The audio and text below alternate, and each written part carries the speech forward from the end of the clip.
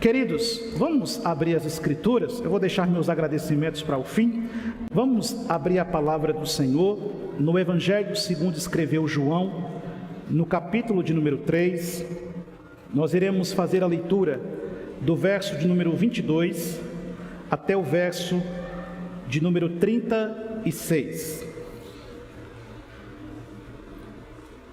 Evangelho segundo escreveu João, capítulo 3, do verso 22 até o verso de número 36. Mesmo assentados, como os irmãos se encontram, vamos fazer a leitura da palavra do Senhor. Assim nos diz o Santo Evangelho. Depois disto, foi Jesus com seus discípulos para a terra da Judeia. Ali permaneceu com eles e batizava. Ora, João estava também batizando em Enom, perto de Salim, porque havia ali muitas águas. E para lá concorria o povo e era batizado, pois João ainda não tinha sido encarcerado.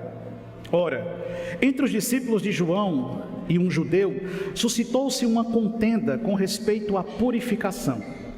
E foram ter com João e lhe disseram: Mestre, aquele que estava contigo além do Jordão, do qual tens dado testemunho, está batizando, e todos lhe saem ao encontro.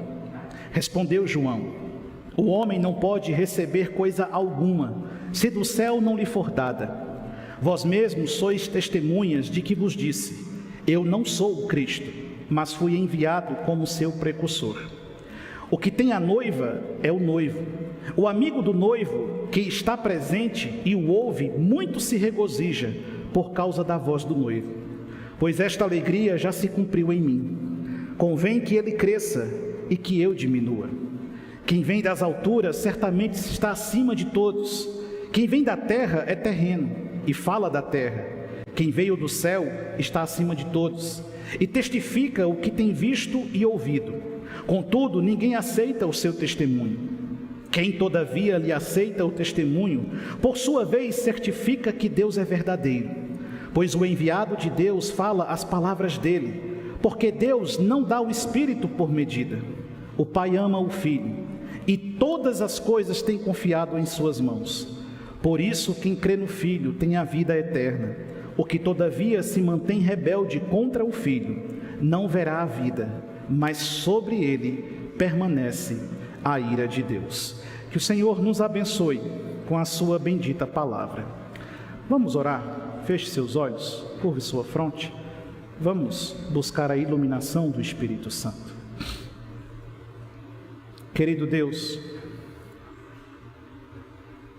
nossos corações estão alegres e nossas almas estão rejubilando diante do Senhor. É maravilhoso estarmos aqui, reunidos diante da Tua presença, cercados do Teu Espírito e ansiosos por ouvir a Sua voz. Nós cremos que a Tua palavra é vida, é verdadeira, é alimento que nos supre de todas as nossas necessidades. E é por isso que nesse momento nós pedimos ao Senhor que, pelo poder do Teu Santo Espírito, fale conosco mais uma vez nessa noite. Traz ao nosso coração consolo, refrigério, edificação. Se for preciso, Senhor, nos corrija, nos repreenda, nos exorte, mas não permita que venhamos a sair deste lugar da mesma forma como nós chegamos até aqui.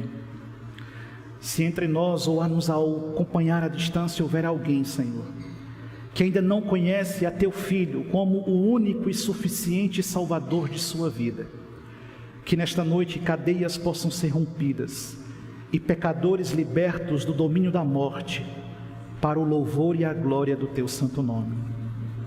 Fala conosco, Espírito Santo, nós queremos Te ouvir. É isso que nós pedimos, em nome de Jesus. Amém. A grandeza de Cristo e o papel profético da igreja. Estamos diante de uma porção preciosa do Evangelho de João. Evangelho que foi escrito com a finalidade de evidenciar a divindade de Cristo e a sua origem celestial. No trecho que acabamos de ler, o Evangelho nos traz informações a respeito da transição de um ministério que aproximava-se do seu fim, em detrimento do ministério de Cristo, que estava apenas no início e que não teria mais término nem fim.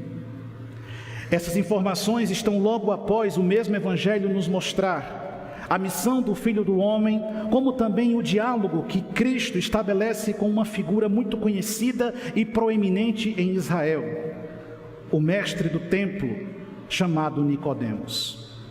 Na sessão que acabamos de ler, vamos perceber que João Batista, figura central da narrativa que acabamos de ler, surge apresentando-nos uma postura que deve ser enxergada na igreja e espelhada na igreja, a fim de que evitemos ou fujamos dos erros que são vistos e percebidos em nosso tempo presente.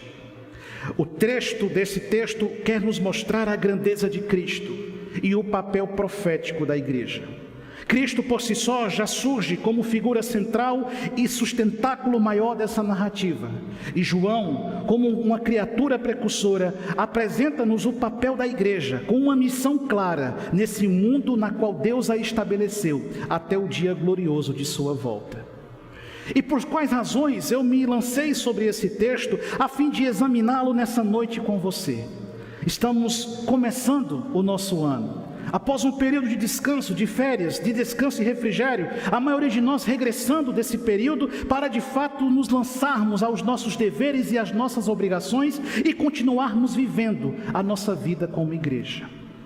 Mas se você, como eu, acompanha as notícias e vê as manchetes que nas redes sociais têm sido estampadas envolvendo a igreja de Cristo, você deve ter percebido como que nós temos do que nos envergonhar e como nós temos daquilo que nos entristecer diante do que tem se tornado notícia na igreja evangélica desse país. E quando pensamos no cenário que estamos vivenciando, é fundamental que voltemos ao texto sagrado, pois ele é a razão de estarmos aqui nessa noite e nele encontrarmos as verdades eternas de Deus, que mostram-nos a grandeza do nosso Salvador e o papel que nós temos como igreja nessa nação, nesse mundo no qual Deus nos instituiu. Eu quero que você deixe a sua Bíblia aberta em João capítulo 3, e eu quero percorrer esse texto com você nessa noite, a fim de nós compreendermos a grandeza de Cristo e o papel profético da igreja. A primeira verdade que o texto sagrado nos apresenta está justamente nos versos 22 e 23. E o que é que nos diz os versos 22 e 23? Depois disto, foi Jesus com seus discípulos para a terra da Judeia. Ali permaneceu com eles e batizava. Ora, João estava também batizando em Enom, perto de Salim, porque havia ali muitas águas, e para lá concorria o povo e era batizado. A primeira informação que o texto sagrado vai nos apresentar é a verdade de que pode haver diferenças em nossa mensagem, mas o sinal continuará sempre sendo o mesmo. Pode haver distinções naquilo que nós estamos apresentando, mas o sinal, indiscutivelmente, permanecerá o mesmo. João mostra-nos que Cristo, ele se estabelece na Judeia, ele se fixa na Judeia e ali ele começa a batizar as pessoas que iam ao seu encontro. Na verdade, os seus discípulos faziam isso. Mas o ato de batizar as pessoas que demonstravam arrependimento havia sido instituído por João. E João continuava também batizando as pessoas em uma outra localidade. E as multidões iam ao encontro de João para professarem arrependimento e serem por eles batizados. E nas dramatizações que nós assistimos na época da Quaresma e da Semana Santa, sempre nos mostram essa figura central batizando pessoas. Quando Cristo vem ao seu encontro, ele vai proferir aquelas palavras tão conhecidas e lidas nessa noite: eis o Cordeiro de Deus que tira o pecado do mundo. Eu que não devo batizá-lo, mas ele que deve me batizar. E Cristo vai dizer: mas convém que você me batize. Jesus está fazendo o que João fazia, batizando e expressando esse sinal visível de mudança e arrependimento. É fato que havia uma diferença no batismo aplicado por João do batismo aplicado por Jesus. O batismo de João era um sinal de arrependimento, de purificação para aguardar o Messias prometido a Israel e que viria ao seu encontro para redimi-lo. O batismo de Jesus não tem o sentido de trazer apenas purificação para aguardarmos a chegada do Messias, pois ele é o próprio Messias. E o batismo de Jesus, por sua vez, traz a identificação do cristão com a morte e a ressurreição de Cristo. Simboliza o seu ingresso na Santa Igreja, como recebimento do seu bendito Espírito. O batismo de João era um sinal de arrependimento para aqueles que aguardavam o Messias. O batismo de Jesus é um sinal de identificação. Quando nós morremos com Cristo e ressuscitamos com Cristo, somos inseridos na Igreja de Cristo, recebemos o Espírito de Cristo e professamos ao mundo que agora não vivemos nós, mas Cristo vive em nossas vidas. Há uma diferença clara nessas formas de batismo. Mas de maneira indiscutível, João e Jesus estão pregando a mesma coisa. E estão anunciando a necessidade indiscutível que os homens precisam se arrepender. E sinalizar esse arrependimento com uma clara mudança na rota de suas vidas. Jesus não está concorrendo com João. João não está concorrendo com Jesus. Ambos estão trazendo uma mensagem de transformação que conclama as multidões que vão ao seu encontro, sedentos de ouvir as verdades dos céus, a um genuíno arrependimento. Qual é a mensagem que a igreja abandonou nos nossos dias? A igreja tem falado sobre muitas coisas.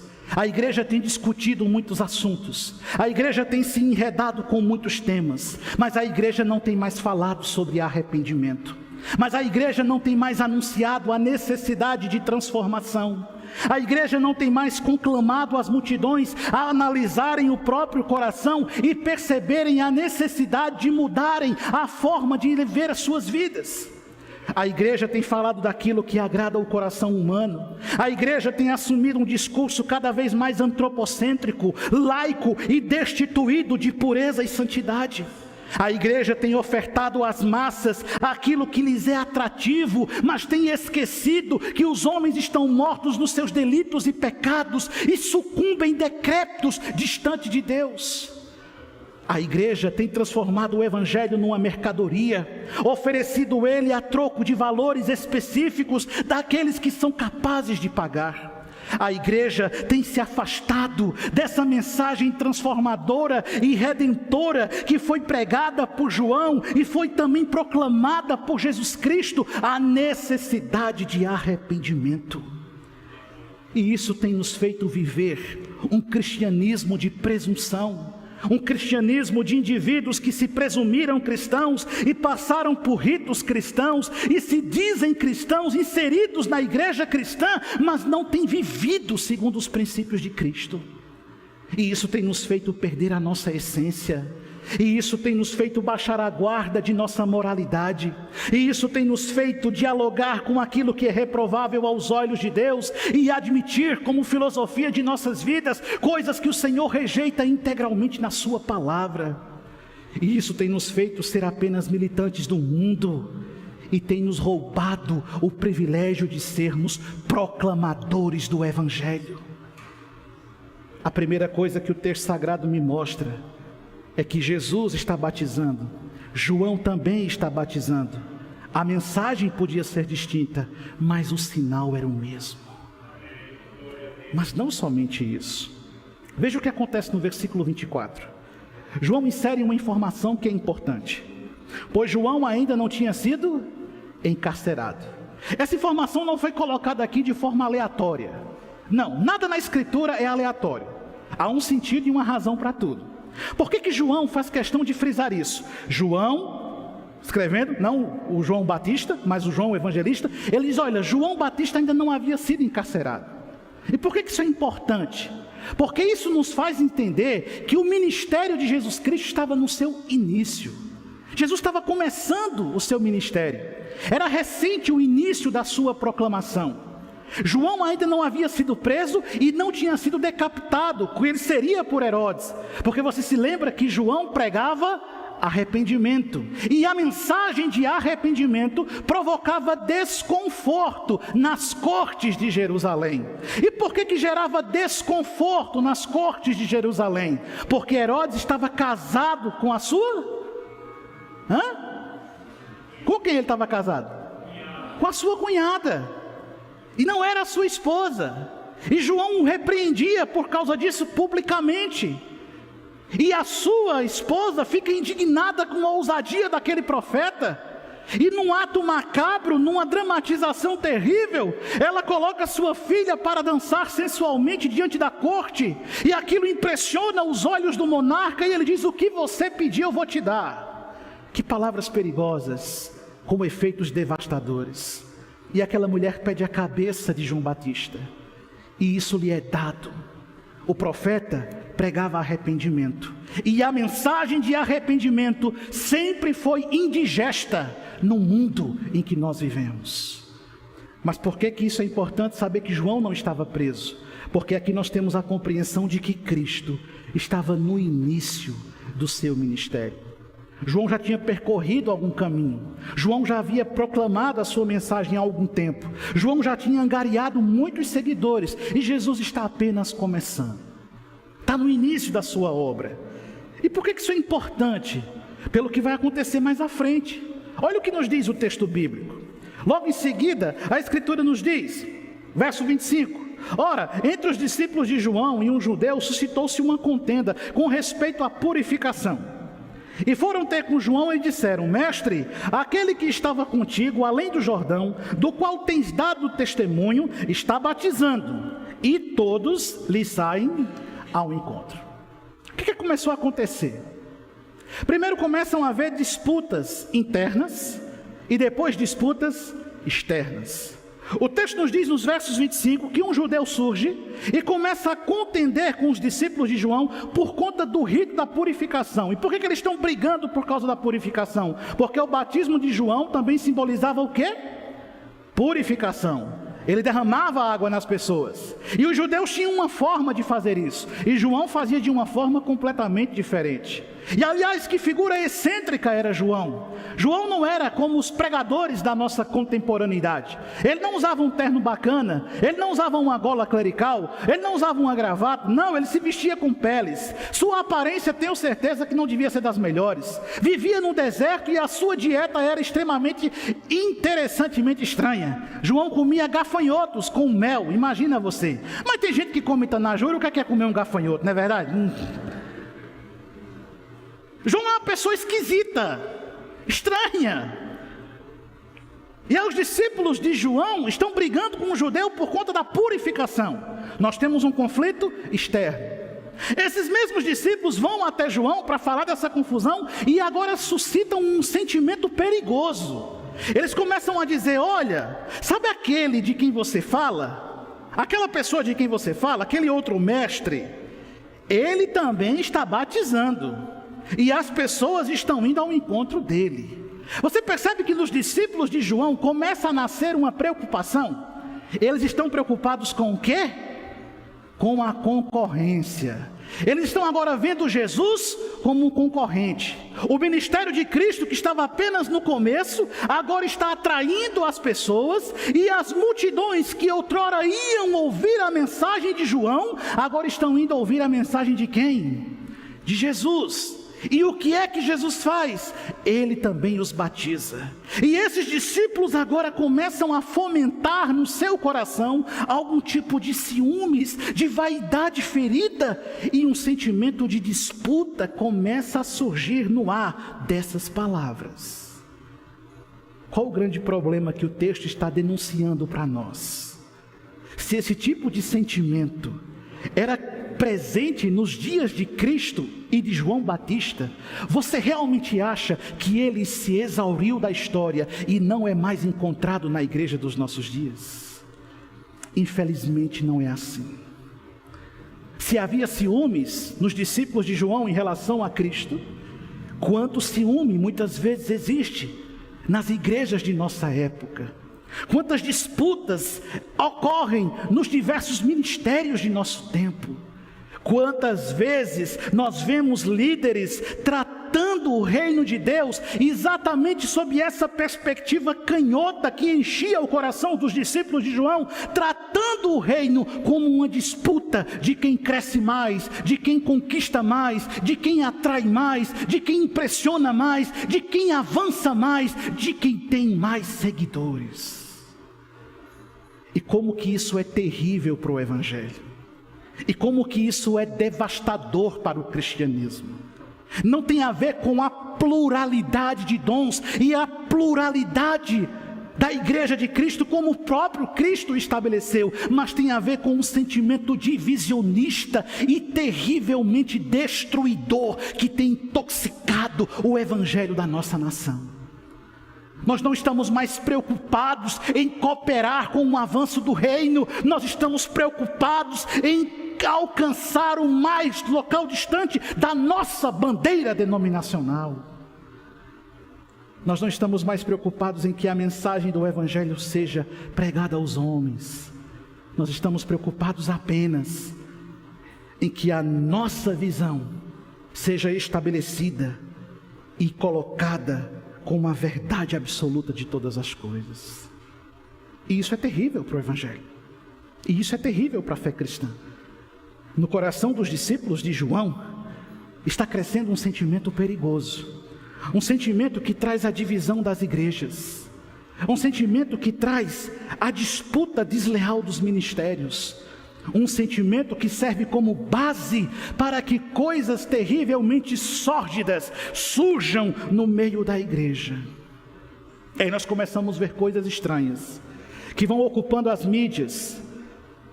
E nós vemos divisão de igrejas e denominações. E por que elas estão se dividindo? Porque os homens estão disputando o controle e o poder absoluto delas. Porque os homens estão buscando extrair dessas igrejas o máximo de suas riquezas e seus bens, e por essa razão fazem qualquer coisa. Igrejas disputando judicialmente logomarca para ver quem tem o direito de usar um nome na frente do templo.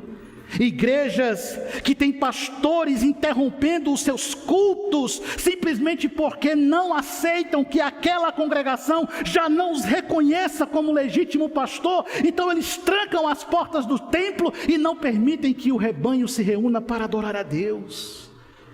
Igrejas sendo estampadas nas mídias sociais pelos seus escândalos de corrupção financeira, lavagem de dinheiro e desvio de recursos públicos. Pastores com os seus rostos estampados nas mídias por serem descobertos no seu adultério, na sua prostituição e na sua imoralidade sexual.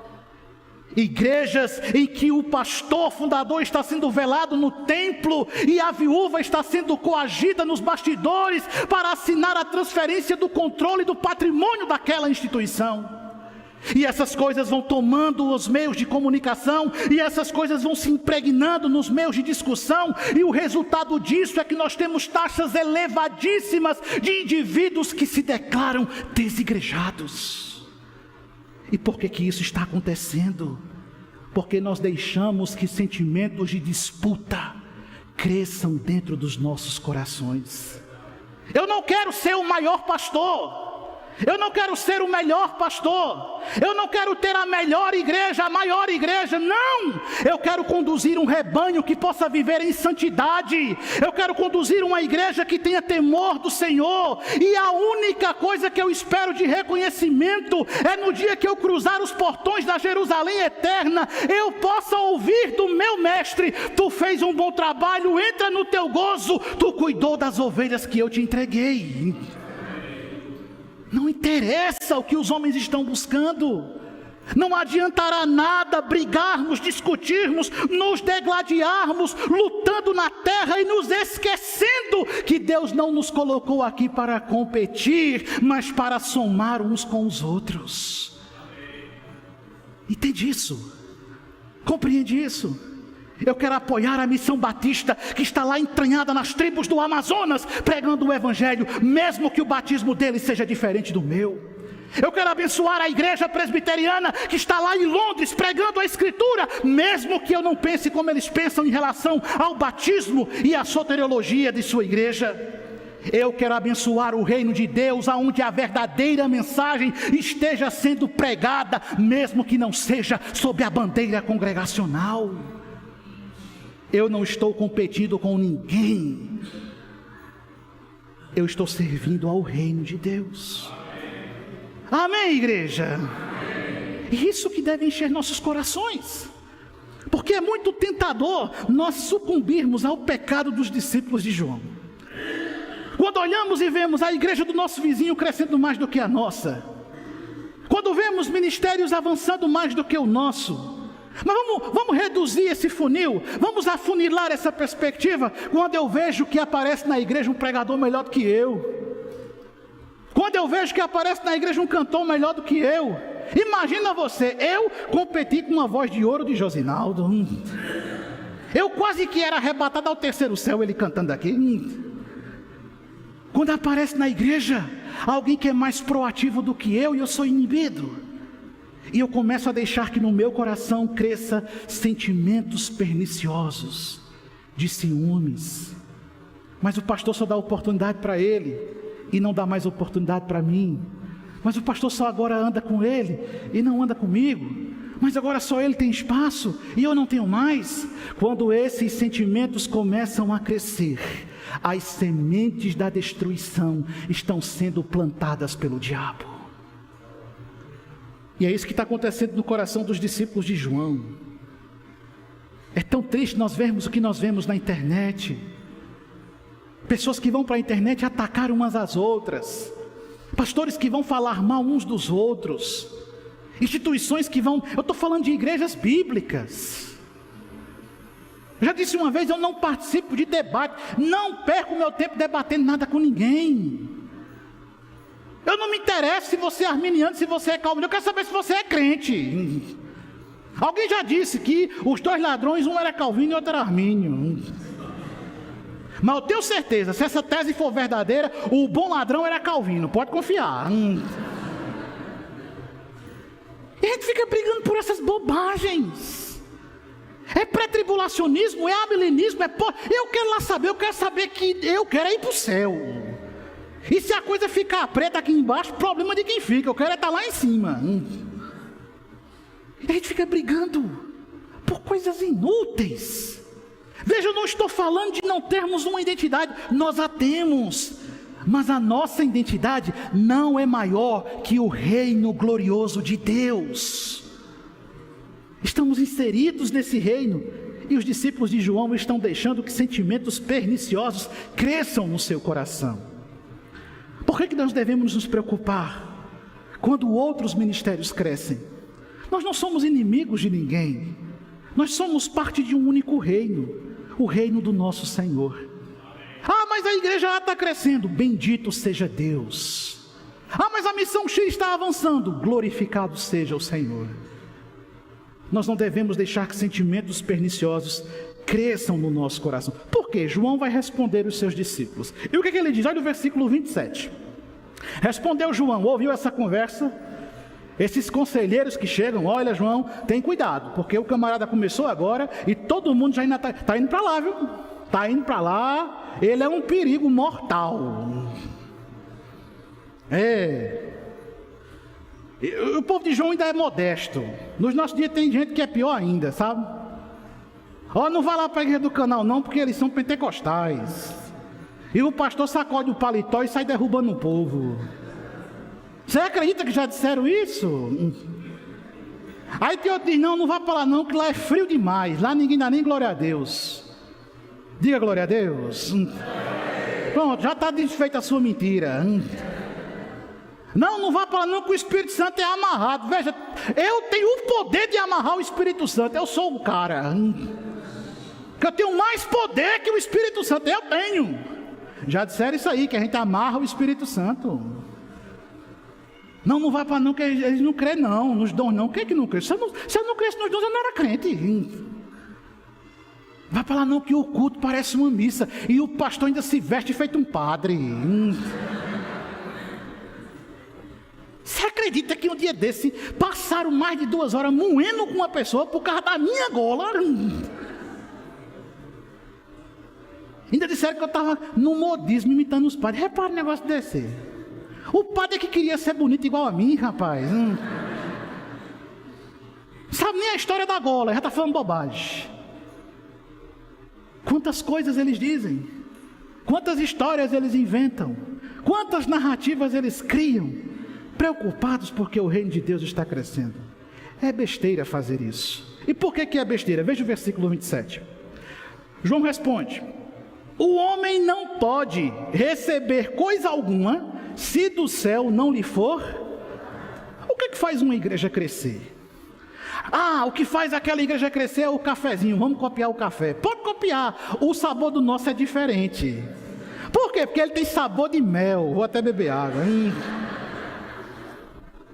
Aí copia o café. O que faz aquela igreja crescer é a liturgia. Vamos copiar a liturgia. Copie. Amém. Que bom. Nós estamos exportando o que é bom.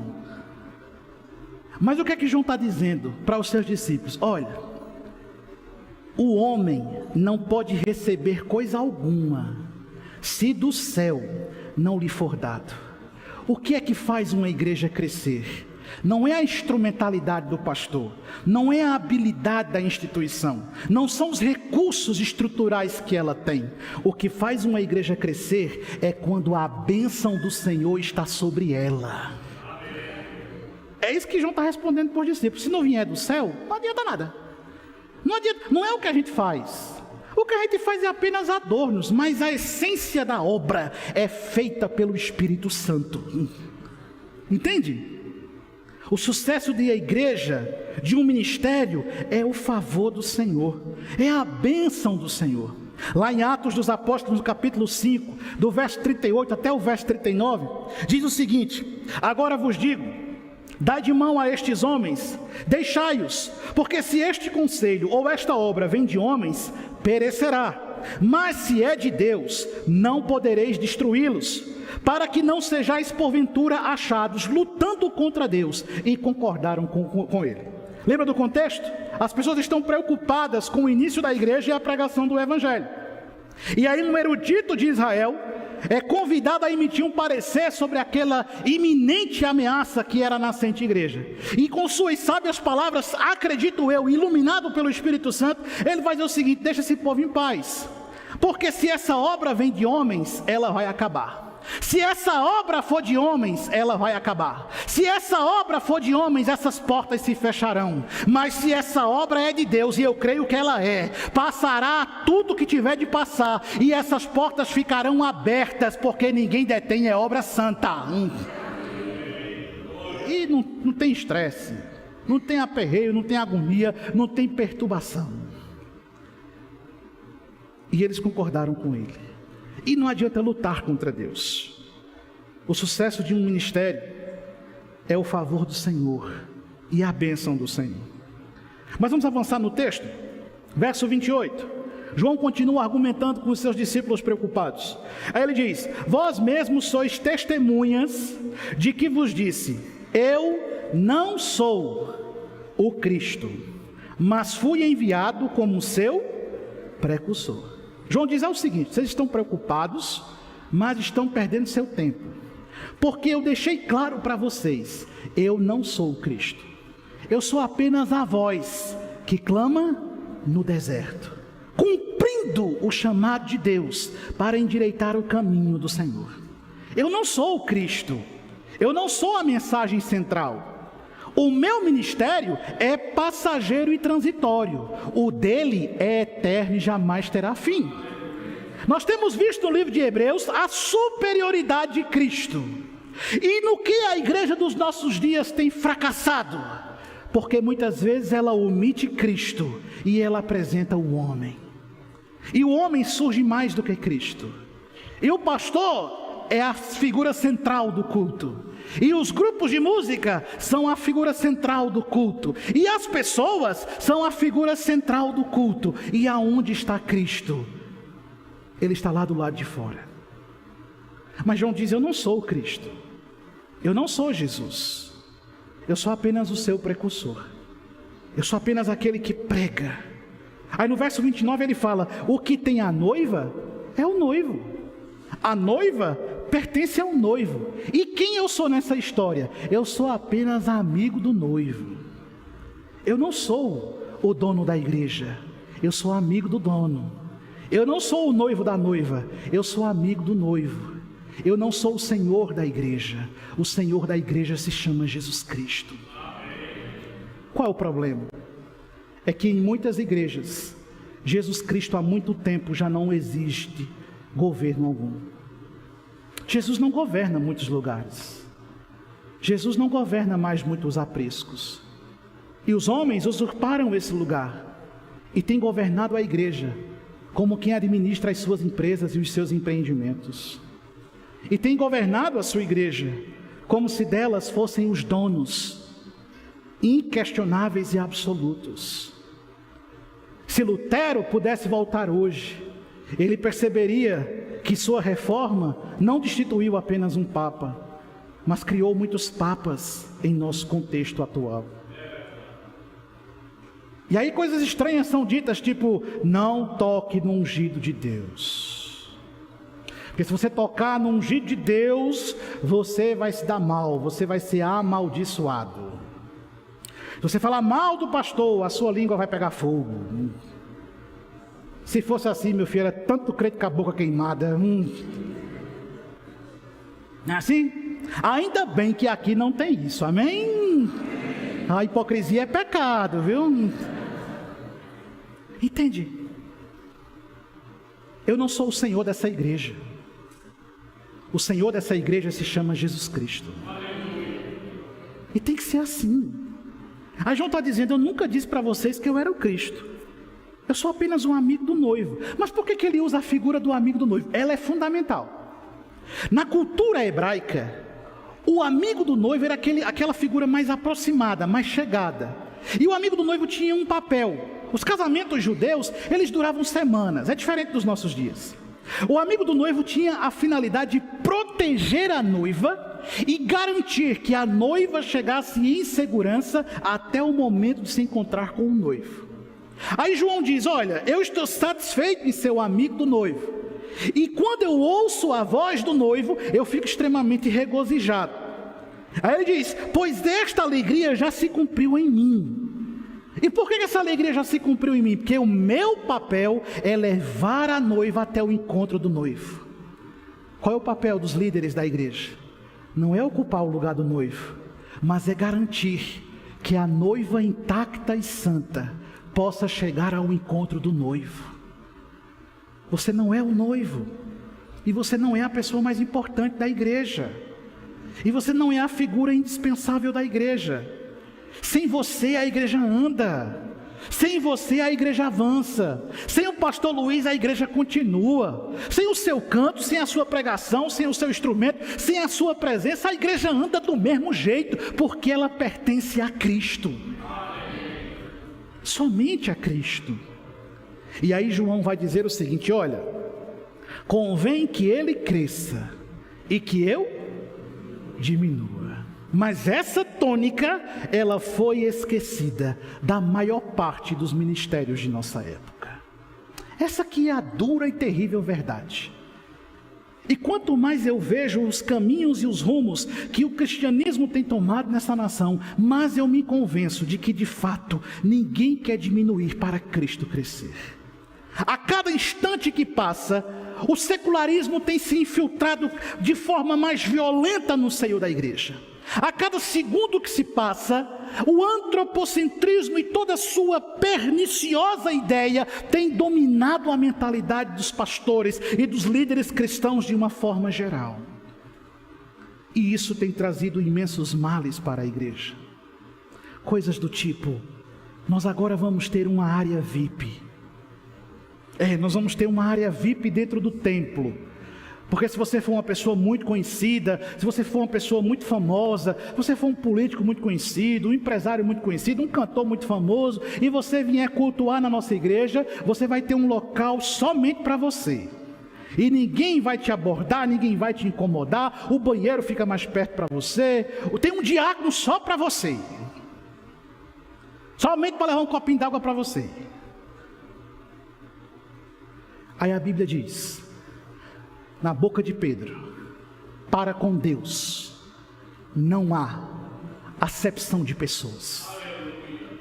Aqui dentro, está para o seu ouvido, aqui dentro, seu título não vale nada, seu dinheiro não conta para nada, sua riqueza não me interessa, seu sobrenome pouco me importa, de onde você veio, onde você mora, não dou a mínima. Aqui dentro você só tem um título: servo de Jesus Cristo. E você vai sentar junto com uma galera, e nós vamos todo mundo de braços dados para o céu, todo mundo junto e misturado. Aqui não tem branco, não tem negro, não tem asiático, não tem ocidental, não tem oriental, não tem rico, não tem pobre, não tem bonito, não tem feio. Olha eu aqui, não tem careca, cabeludo. Vai todo mundo junto num balaio só cruzar as portas de Jerusalém. E é para ser assim. Ai, mas é uma pessoa famosa. Problema dele, chegar um famoso aqui, deixa eu orientar vocês logo. Chegou um famoso aqui, vocês vão ficar tudo quietinho no banco. E não ficar... Vai. Gente com pantinho é uma coisa feia, viu? Vai. Aí um político, faz um bilhetinho, leva lá para... Não mande não.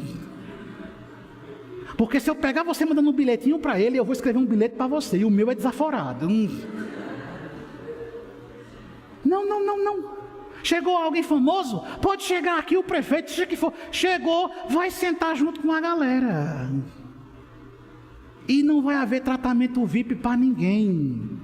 O único que aqui é tratado com toda a maestria é o nosso Senhor Jesus Cristo. Aí João está dizendo que ele cresça e que eu diminua.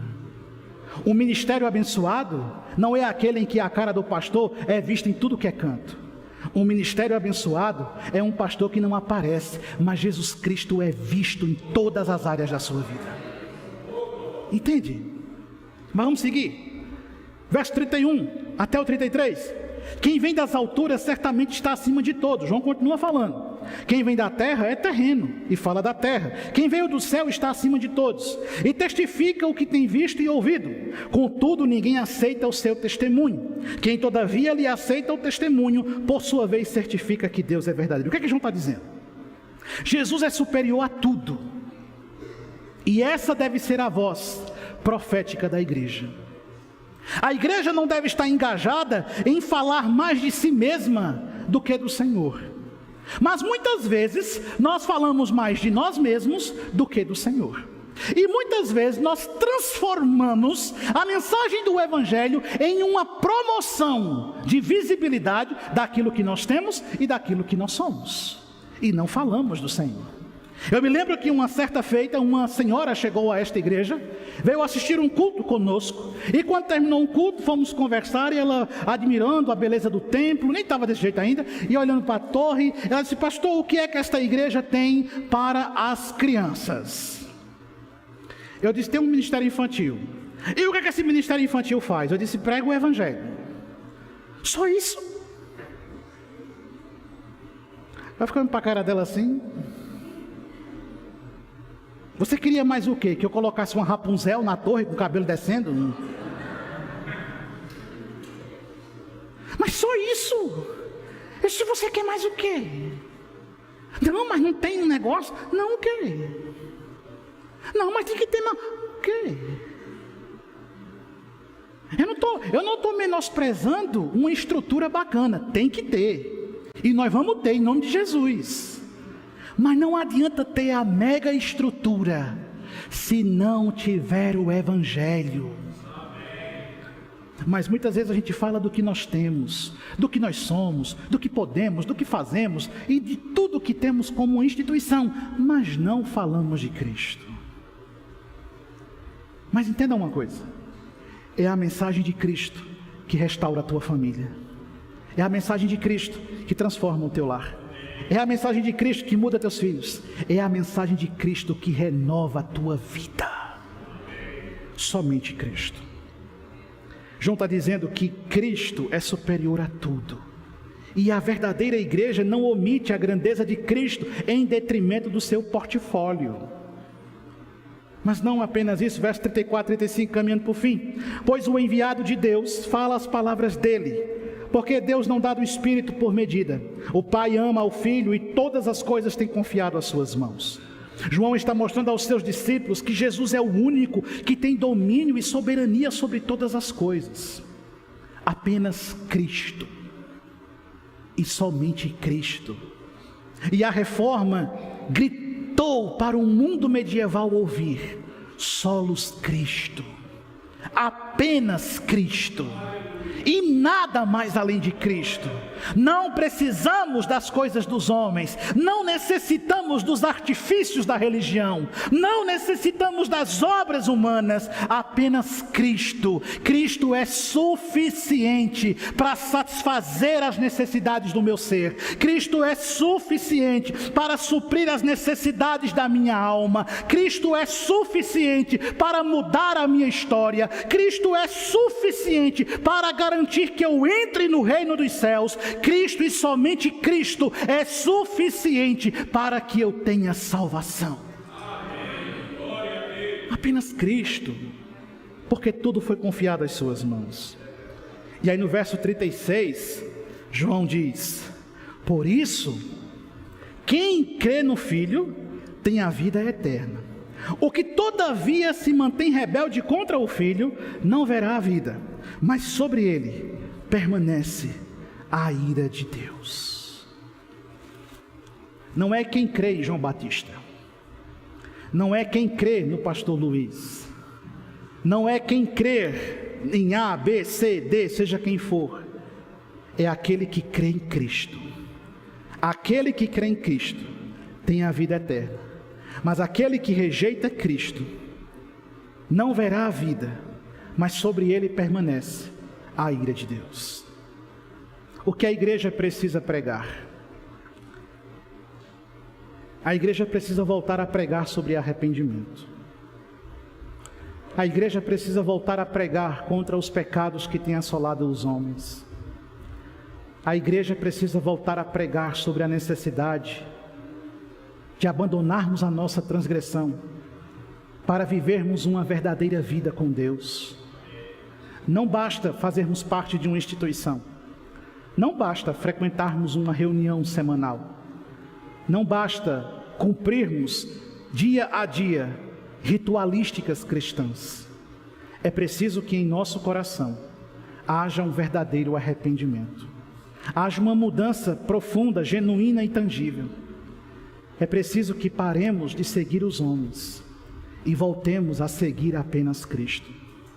O apóstolo Paulo, um dos maiores pregadores e teólogos da igreja, escrevendo aos Gálatas, ele disse: se um dia eu mesmo vier aqui, ou um anjo descer do céu, pregando um evangelho diferente desse que eu estou ensinando para vocês, que vocês me tratem como anátema. Grandes pregadores da verdade já se transformaram em grandes promotores da mentira. Você não tem que seguir homens. Por favor, não me siga. Siga Jesus Cristo. Porque se eu cair, você continua de pé seguindo Jesus Cristo. Não siga homens. Mas quantas pessoas estão frustradas porque seguiram homens, porque confiaram em homens, porque depositaram suas certezas nos homens. E sabe o que aconteceu? Os homens fracassaram e elas foram invadidas por frustração. Eu estou aqui seguindo Cristo, e eu convido você a seguir Jesus Cristo. Vivemos um tempo em que, infelizmente, a antiga profecia de Charles Haddon Spurgeon se cumpriu. Certa vez ele disse: chegará uma época em que, ao invés de termos pastores alimentando ovelhas, teremos nos púlpitos palhaços entretendendo bodes. E é isso que está acontecendo. As pessoas não querem ouvir sobre arrependimento.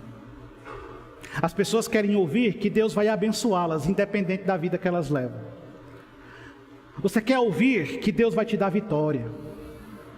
Você quer ouvir que Deus vai te dar uma casa nova, que Deus vai te dar um carro novo, que Deus vai curar a sua doença. Você quer ouvir que todos os seus problemas serão resolvidos. Você quer ouvir que se você fizer uma oferta um pouco mais generosa, tudo aquilo que você deseja vai ser realizado na sua vida, mesmo que seja duvidosamente ético e moral. Você quer ouvir aquilo que seu coração deseja, mas não é essa a mensagem que saiu da boca de João Batista, não é essa a mensagem que saiu da boca de Jesus Cristo, e não é essa a mensagem que deve sair da boca da verdadeira igreja. A coisa que você e eu mais precisamos, a coisa da qual nós mais necessitamos, não pode ser comprada com o nosso dinheiro, mas nos é dada de graça.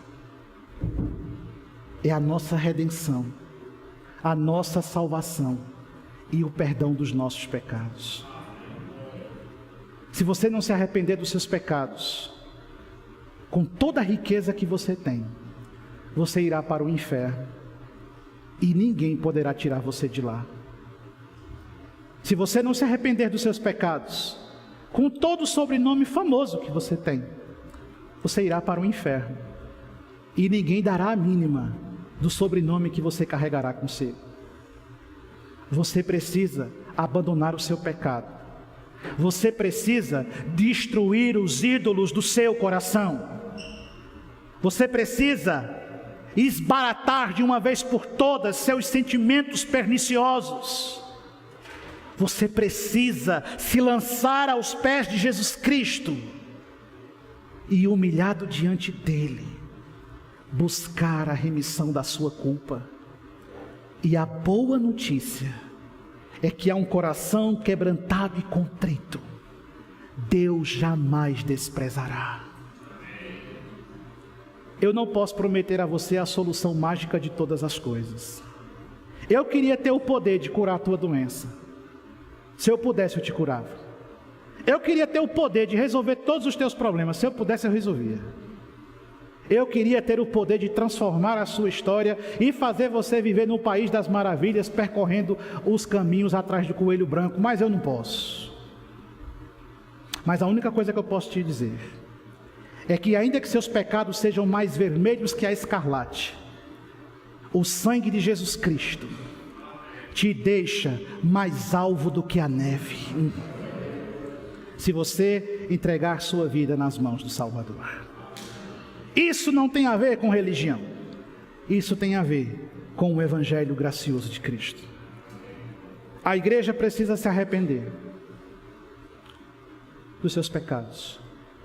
A igreja precisa se arrepender de ter colocado Cristo para fora e ter colocado ídolos dentro dela.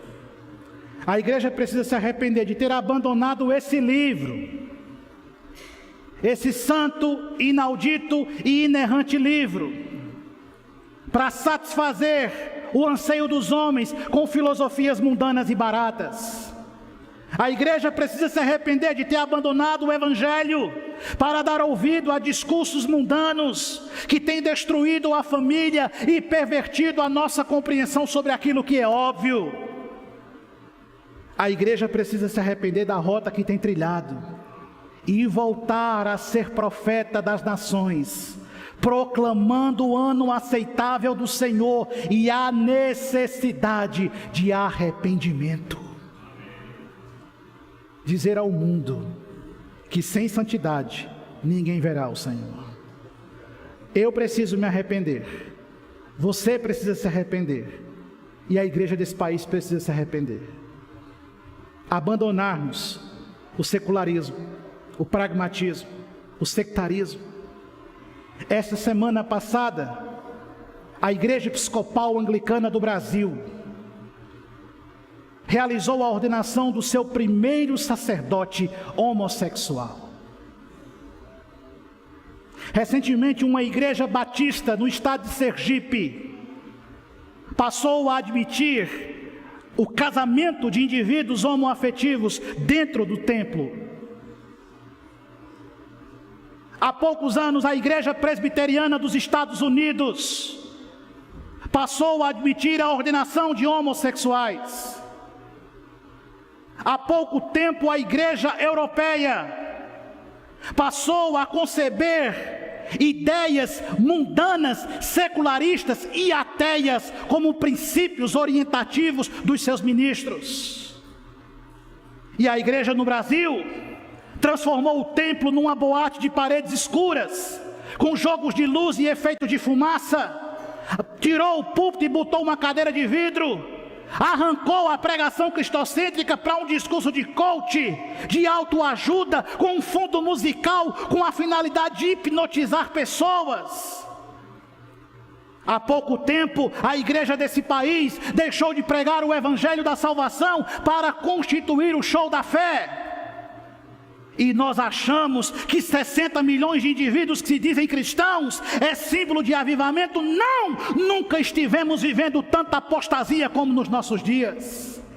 Mas eu não esqueci da igreja de piso simples, de paredes aquecidas pelo sol, com um ventilador que mal funcionava no teto rodando, com pastores que falavam pro modo e pro quê, que não tinham formação nenhuma, mas eram homens de oração, e quando subiam nos seus púlpitos, pregavam a palavra com poder e autoridade, levando as pessoas a enxergar a sua culpa e a confessar os seus pecados em arrependimento.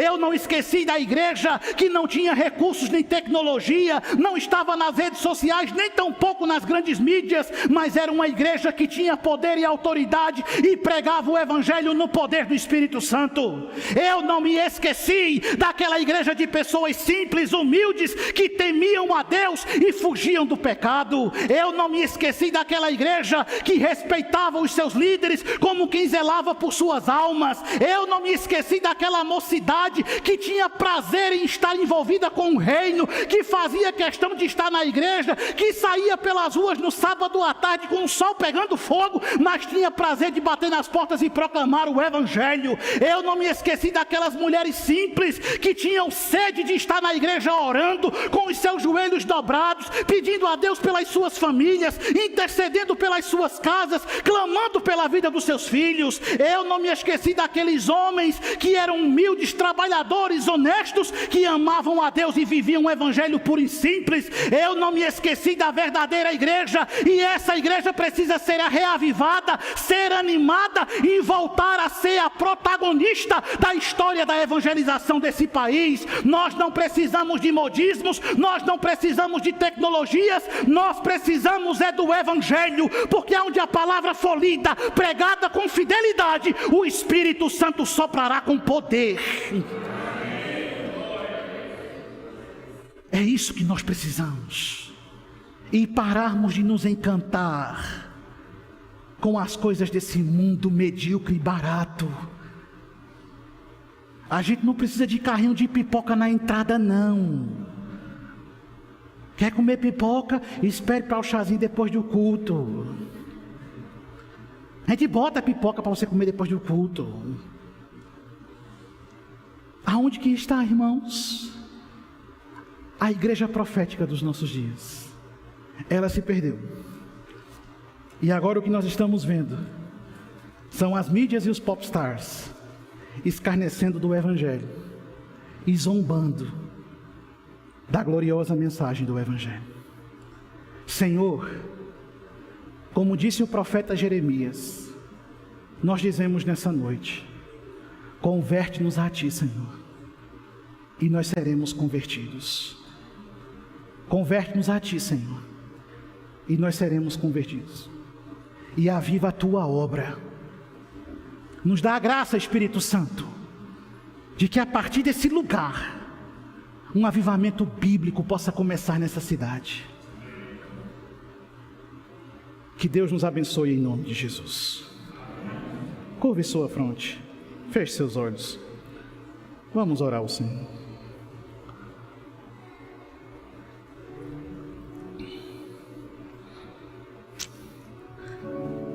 Meu Deus,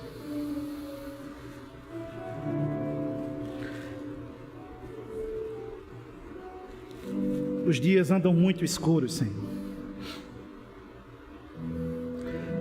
Tempestades revoltosas têm sacudido os homens. Ondas volumosas têm vindo ao nosso encontro, Senhor. Nós precisamos da sua ajuda, Pai. Desesperadamente nós precisamos do Senhor.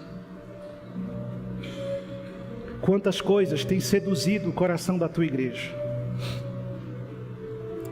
Parece que a simplicidade do Evangelho já não é mais atrativo para nós. Nós não temos sabido lidar, Senhor, com a grande projeção que a tua igreja tem ganhado nessa nação. Números gigantescos são apresentados em estatísticas que enchem os olhos. Mas onde está a santidade, Senhor, desse povo? Aonde está, Senhor, um testemunho bíblico?